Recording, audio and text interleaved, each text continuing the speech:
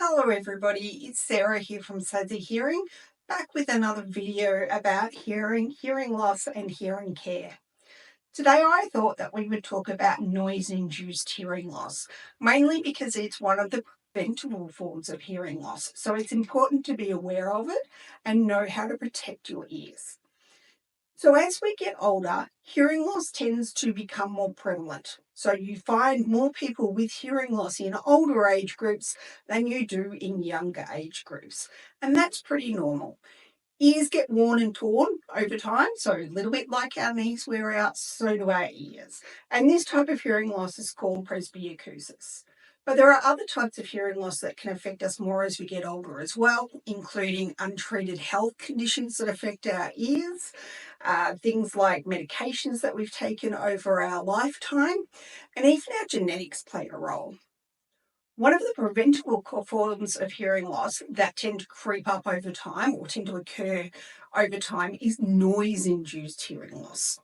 So noise-induced hearing loss occurs when you expose your ears to excessive noise.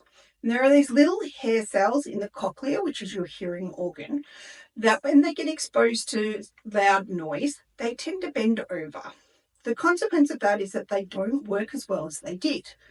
Now, if you've just exposed your ears to a little bit of noise, you might be lucky, and with a little bit of rest, those hair cells might stand up, and your hearing goes from being dull when they're bent over to back to being normal.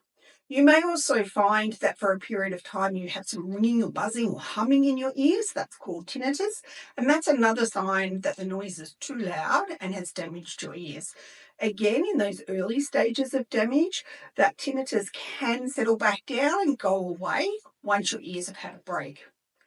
But what happens is that if you continue to expose your ears to loud noise, those hair cells bend over and they don't come back up again. Then you're left with permanent hearing loss.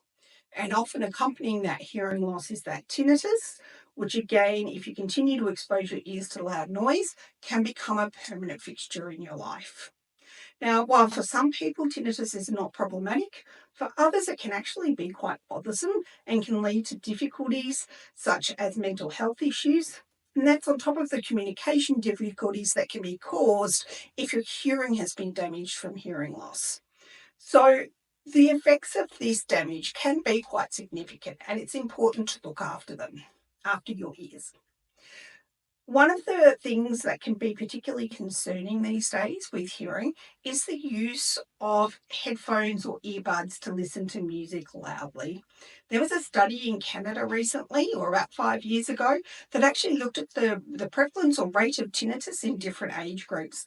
And they found that it was the 19 to 29-year-old age group that actually reported the highest rate of having had tinnitus in the last 12 months. And that was thought to be related to their headphone use. So it's really important when you use headphones not to turn them up too loud. If you have a small child or you can't trust yourself not to turn them up too loud, there are actually volume limiting headphones that you can get, which can help you keep that sound down because you can't go above a certain level.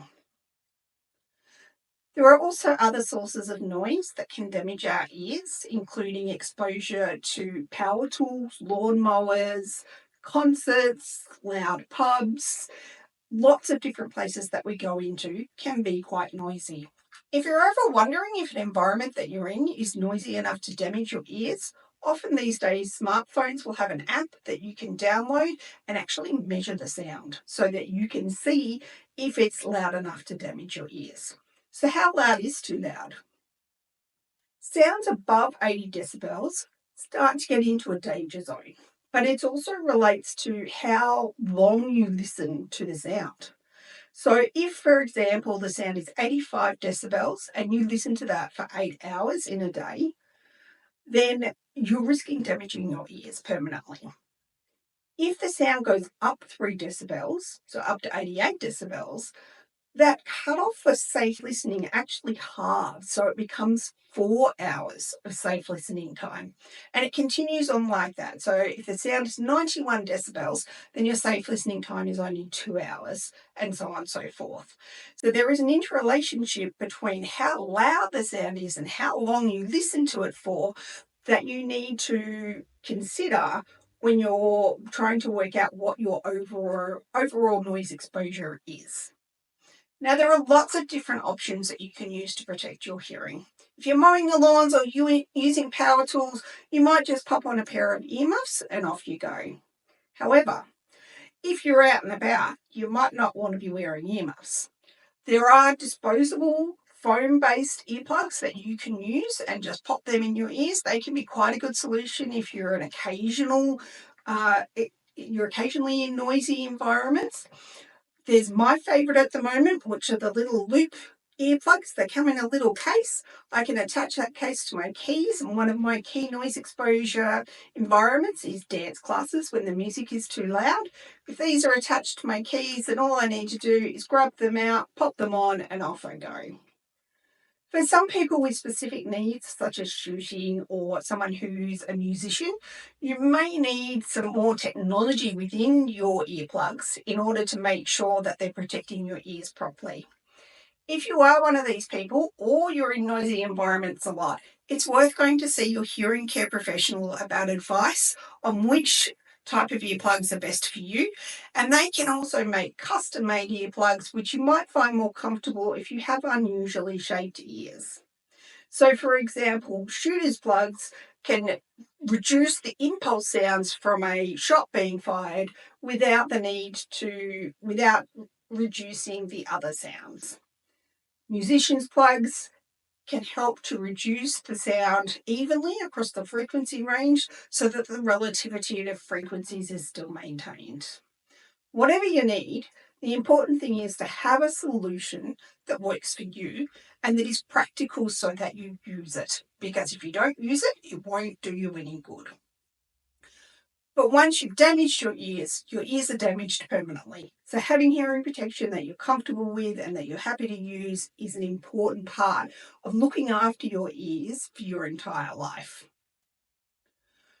I hope that helps you understand a little bit about noise-induced hearing loss and what you can do about it. If you're not sure whether you have noise-induced hearing loss, I'd recommend going and getting a hearing test from a hearing care professional and have a chat to them about hearing protection, because even if there's already some damage, you still want to protect your ears from further damage. Thank you for listening today. This is a new channel, so your likes and subscribes all help at the moment. So please like and subscribe this video if you enjoyed it, and I will see you back with another video in about a week.